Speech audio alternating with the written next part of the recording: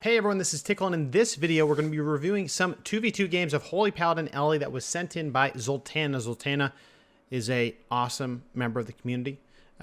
They're playing with a Holy Paladin, they're actually playing, they're playing with a Druid. We're going to review the gameplay. This is part of the Good to Glad series, just trying to give some tips and tricks and stuff as I watch the game, and often I'll bring in other people to help me give feedback, but this is for your benefit. So if you guys have clips that you want me to review, go ahead, send them to me on Twitter or on Discord. We'll review them, make a video, either put it out or put it private, but it's all trying to just help people improve. So with that being said, if you guys have tips or tricks or positive feedback, definitely put it down there in the comments, and let's just go ahead and get into it. So first of all, your Druid Ellie, you're playing in BFA, so I would expect you to be fully gushed out, or you could be fully versed out. Probably Gush in this meta is going to do a little bit more for you. You're against a DH. DHs have huge self-healing, and a Paladin. Paladins usually go very light verse because they're those full ineffables. So you want to be putting dots on both of them, Flameshocks for your instant cast lava burst. You want to probably, if you can, be pressuring that H-Pally, though you want to be using your lasso probably on the DH because the Paladin doesn't have an interrupt, can't stop it. You want to just do that. So in here, you can't kite a DH. You just can't. So realistically, you're either going to be running at the Paladin and try to get damage on him, or trying to bring the DH in a compromising position so that that Paladin has to come out and gives your Druid a chance to do CC chains. Druid using Clone, using Bash, lining those up with your lassos is pretty king. You used Claw here. I think you used Claw, or your healer did. And when you do that, you have to be careful. You want to get the full value out of that Claw. What I recommend is either, in this case, your Hex has a huge amount of value. You can either Hex the Holy Paladin and then Claw the DH so that the healer cannot dispel it. Or you need to have your healer being CCing the other your healer CCing the other healer. I just saw something though. I saw an overlap. Maybe this was with communication with your healer. Oh, no, actually, I think it was the Paladin hodged your healer. So you clawed, which is great. You already have a lava burst proc out. What I also would recommend for you is definitely use those lava burst procs on cooldown. You don't want to see those get refreshed. If you see them getting refreshed, you know you're kind of wasting that damage. Now you did a ton of damage here. The healer did not dispel the claw. That is good news for you. You got a lasso on him. Okay, that's okay. Healer's popping wings here. We know he's going to be able to probably top him. The sponsor for today's video is World of Kings, a hardcore MMORPG on the mobile device. It has a massive world with a seamless map. You can try out many different races and classes. I chose an Earthen Walker myself, trying to be towards a shaman, and each of them have their own lore and mysteries to explore. World of Kings has a hardy combat experience where there's dungeons of scaling difficulty. You have to group with either random players or people that you organize with in either groups, your friends, or even guilds. And with increased difficulty comes increased loot, so that's how you can gear up and get ready. You can also collect a lot of mounts, a lot of pets for you collectors out there. There's also PvP with a duel system where you can fight other people. And a big thank you to World of Kings as well for sponsoring this video. If you want to find me in game, you can look at Tiqqle, and you can find all the download links below. Now let's hop back to the PvP review. What I recommend in this case, where he used sack on the DH, you can put a Flameshock in the DH, but if he's 100% sack, you won't kill him. The DH also has his blur and immunities up. In this situation, I would start to hit that Paladin. Make it so he cannot recover. You want to punish him for using that sacrifice and just start doing as much damage as possible.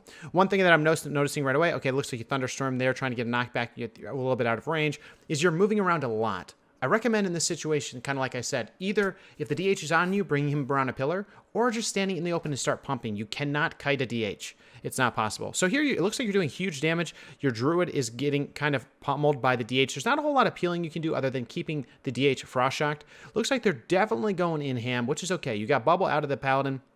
Looks like things are going pretty good for you guys. Your Druid is staying alive, even though you do see the DH in meta. This is also a situation, another thing you can do is you can exactly lassoing the DH, stopping his benefit of being in meta form. The other thing you can do is you can hex the DH if he's on your Druid, and that, especially just planning to do that when he uses meta form. When he uses meta form, you can basically punish him for going your healer and not focusing on you. Really, you want them to go on you. Your healer being the focus is a little bit of a scary thing, especially if the DH was going to be using mana burn, which he is not. So in this situation, again, your healer's just getting focused. Yep, you're CCing, you're using the lasso on cooldown. I recommend, yeah, here, definitely hexing DH is the best thing you can do. I see you're running around a lot. You really don't need to run. You should be communicating with your healer. Hey, your healers are going to run back and forth, but you don't need to. He should be running the team through you. That way you get as much uptime as possible. The other thing you want to make sure you do is you keep those Flameshocks, there you go, on both targets. That's going to be giving you the maximum procs of that Lava Burst. Lava Burst is going to be generating a lot of Maelstrom, not necessarily doing the most damage, but it's going to get you going. Again, your movement, you're moving a little too much. You should just be kind of teeing off. It's basically what movement does is it means it so you can't cast. There's a great hex. That was incredible. Now you can start pumping this Paladin. You don't need to be moving at this point. You just need to be pumping and pumping and pumping. Here you have the 20 stacks of Lava Shock. You can start blasting him with that. You see a small wall come up. You can use things like, again, you can use Claw, and then you could lasso. That way he can't dispel the Claw. See, he just dispelled himself. You need to make sure he does not have Dispel available when you're using that Claw. That's a big tip, and you'll be getting a ton of damage. It does like over 100k damage. Great wind shear. That's the other thing, is you want to be wind shearing on cooldown as much as possible. You will see Paladins, they will use an ability called Divine Favor. With Divine Favor, that gives them a huge amount of healing, and it's a buff that goes on them. So when they buff themselves with it, you want to start purging them. If you can purge that off, it puts them way behind. It means they have to use mana, and it means they don't get that huge heal off. Again, we see Blasting of Sacrifice come up. This Paladin is clearly using Ineffable Truths because Sacrifice is on like, what, a 5-minute cooldown? So here it looks like you're pumping. You can also be using your Thunderstorms in this situation as an interrupt for the Paladin, especially if you're on top of him. So again, the Paladin isn't just freely healing. He has to cast to heal. He only has Light of the Dawn, which is a very small heal, while the DH is full health. He's not even getting healed. So that's just something else to keep in mind. It looks like you guys are really running the Paladin down, and you get the Paladin kill, which is really what I would expect to happen unless your Druid is able to hard CC the Paladin. And in this case, when he's getting trained by a DH, that's not going to really happen. So in general, you won the game. I think you could have won a lot faster if you keep those Flame Shocks up. You just keep casting and casting and casting. Always be casting, especially when they're going your healer. You need to punish them. You need to make them feel like, dude, this Helly is teeing off on me. I need to get the frick out of here, or I need to do something to respond to this. So definitely just one area of improvement for you. So let's go ahead and jump to the next one. The next one looks like you're against a double DPS team.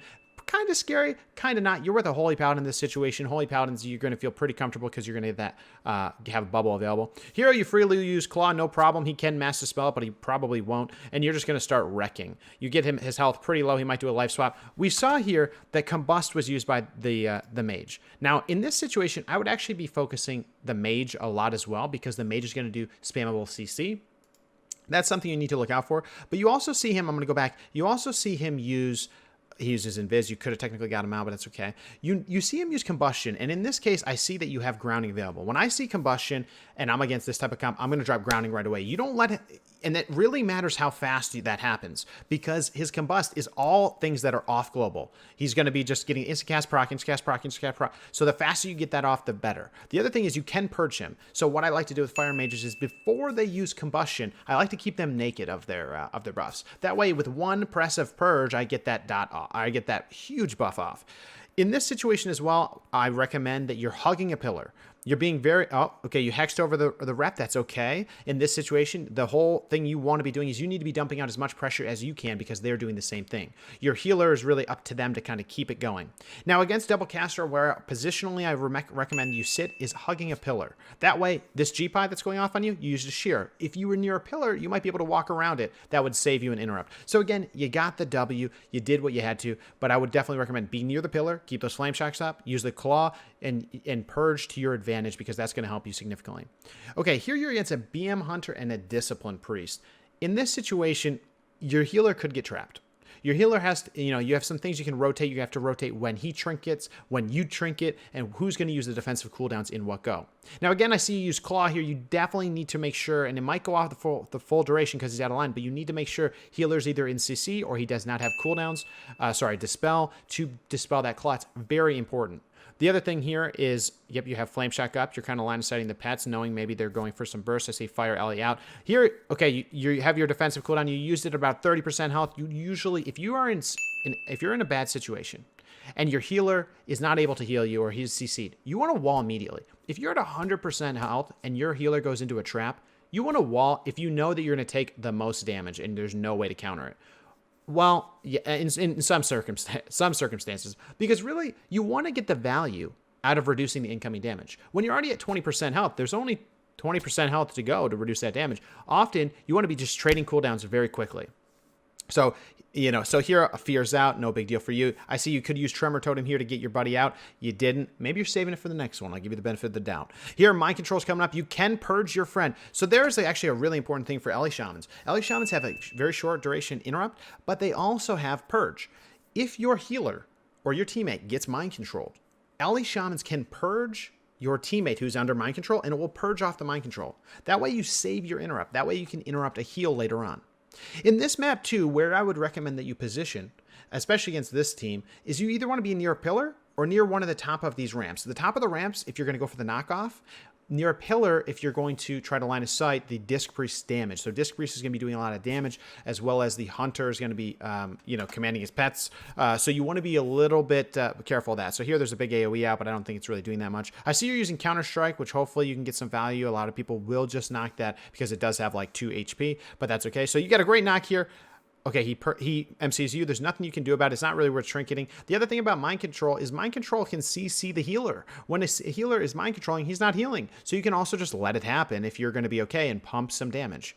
So here again, yep, you're getting those Flameshocks up. You need to be pumping as much damage. I see your Stormkeeper is available. You do need to be using that whenever you can to just start forcing pressure. Ellie Shaman is about forcing pressure and having big goes. You want to be using those pretty often. And the other thing I haven't seen you necessarily do is hex a lot. This team has no hex dispel. You can be hexing and then lassoing. You ideally want to get double CC out at the same time. So you could hardcast hex the priest, lasso the hunter. They can't heal you. You get pressure immediately. Or your healer can hodge the priest. You lasso the hunter. That way you get double CC again. You want to start communicating with your healer and saying, hey, do you have hodge? All right, you've hodge. All right, hodge lasso. If they use trinket, that's great for you. So those are the types of things that is critical for kind of the repeat goes of LA Shaman, especially with a Holy Paladin, is getting those big pressure goes out. Now he's running Repentance as well, which is even better. That means you can you can lasso when he hodges, and then he can rep during your lasso, so there's no way he gets no one gets interrupted. And then he has on a 7-second CC. He has a huge CC chain on the healer, and you're able to just keep pumping with Stormkeeper or whatever else you have. I do notice as well that you're not running Sky Fury. Sky Fury is a good option. I would assess how many even lava bursts you're getting or how many crits you're getting or whatever your crit percentage is, and compare that to how much value you're really getting out of your Counter-Strike. If Counter-Strike's doing 10k damage, it's really not worth the use. Even in this situation against a Disc Priest, it would almost be better for you to use the Purge heal. That isn't another option for you to do, because that actually, you should be purging a lot. If you see the healer, which he's doing right now, using Rapture, that means he's going to be putting huge shields on his teammates. If you purge those off, you're negating that entire cooldown, so that's very good for you to do. I recommend purging against this priest a lot, especially if you don't have damage up. If you don't have an instant proc lava burst, if you don't have to flame shock, instead of casting lightning bolt, I would rather you do purges. It's a much better way. So here again, you're going to have your claw as well. That's something else you can use in the Hodge lasso combo. He hodges, you claw lasso, huge damage. That's almost going to be 200k damage just from that. And then he gets a rep out, you seal the deal. If you start doing that on repeat, what you'll see is you'll start to force cooldowns. You'll start to force a lot of cooldowns and pressure and trinkets, to be used. So all of that together really adds up very quickly. Within 2 or 3 goes, you can get pretty much everything out of them. In this situation with the Hunter, they seem to be playing very scared of you. I'm not sure why. They need to be very aggressive with their traps, and they're not really doing that. So I'm not really too surprised that you won. You will have more pressure than the BM Hunter, particularly if you're running Gushing Wounds. Now, I don't really see Gushing Wounds proccing, but that is definitely something that you want to invest in, even though the end of BFA is here. That, it just does have a lot of passive damage. And Ally Shaman is really a pretty passive, not necessarily passive, but we're very disruptive, but we have a lot of padding damage right now. And so nice shear there. I recommend, there's the Divine Favor. If you get the Purge, it would be huge. Didn't get it, it's okay. I recommend setting up a Focus Purge and a Focus Kick macro. If you are switching targets to interrupt, that's not a really good situation. You got a Bop here that's actually very good. Bop can counter Karma, so that Karma won't do any damage to you, and you're going to lasso seal the deal. Easy win. So Okay, we're going to go against this. So heals, oh, this is a tough one. Holy Priest Destro. We all don't like Destros, okay? Again, you clawed. He could dispel it. You need to be very careful of that. But you saw the value. You saw the value of a full claw and a lasso, and then you got the Hodge at the end. That was great overlap. And then into a rep. See, you're forcing so much pressure here. He's getting down pretty low. He doesn't use wall, though. That is unfortunate. Now, if you get a shear on the next thing, that'll be good. Now, here you see Infernal come out. That's how you know that Dark Soul's coming. You need to start line of sighting. And in Shadowlands, you will be definitely able to purge off Dark Soul, but not in BFA, unfortunately. I did see that your healer used Claw. I recommend that you use your claws together, and if you double claw and then he hodges you lasso, you basically just do 300k damage. He almost dies every time. So here your line of sighting, you're being a little scared. That's great. I'd recommend putting out a slow totem, and definitely don't peek out because he could have the root PvP talent, which could really pin you down, especially if you get 2 bolts, you could die, which is the name of, pretty much the name of their game right now. So here, flame shocking everything would be a good idea, making sure that you get as many lava bursts as possible. But in this situation, it's a tough one. Do you interrupt the cast bolts, the fears, or do you interrupt the greater heals? And really the answer is, it depends. Like, if you're in a crappy situation, you're going to have to use it on the fears or the chaos bolts.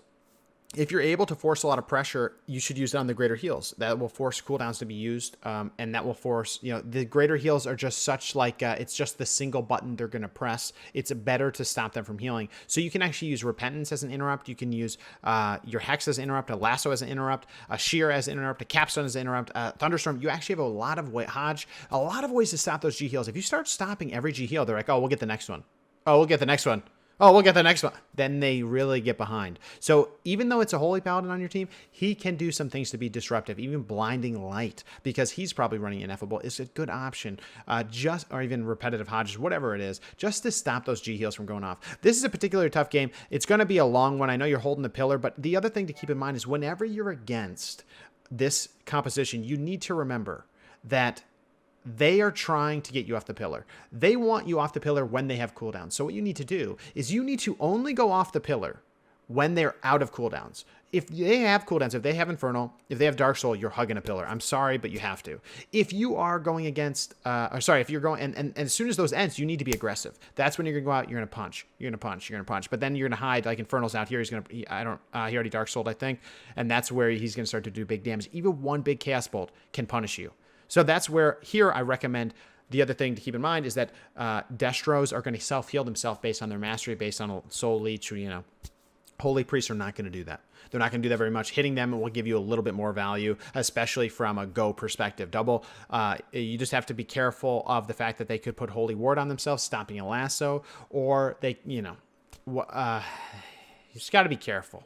Because you don't want to hit into Guardian Angel, have it proc, give them heals back. You need to be careful a few things on the Holy Priest, but in general, they are probably going to be a better target. Now, does it mean do you force it like I was talking about earlier with the Holy Paladin DH? Not necessarily. But this game is, it's going to be a long one, and you just have to be ready for the long hauls against these cops. Now, here it looks like you have Claw on you. You're going to eat it. Uh-oh, this might be the end.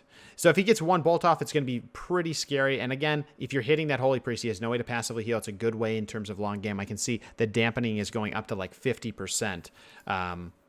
So, even in this situation, I would not have gone off the pillar, but it's pretty tough. But with that being said, those are the games that you sent. I appreciate, XULTANA, you sending these in. I'm hoping that these tips will help. I would say number one, positioning, flame shocks, always be casting, and make sure you get your setup goes going.